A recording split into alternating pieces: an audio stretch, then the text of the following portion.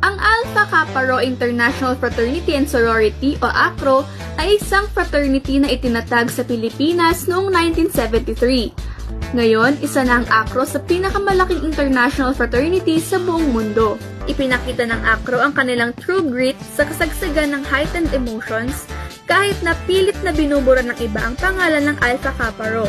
Itinayo ng lumalaking fraternity nito ang kanilang mga paa sa lupa at hinarap ang mga pagsubok ng may tapang, lakas at tibay bilang depensa at para proteksyonan ang kanilang pamamalagi.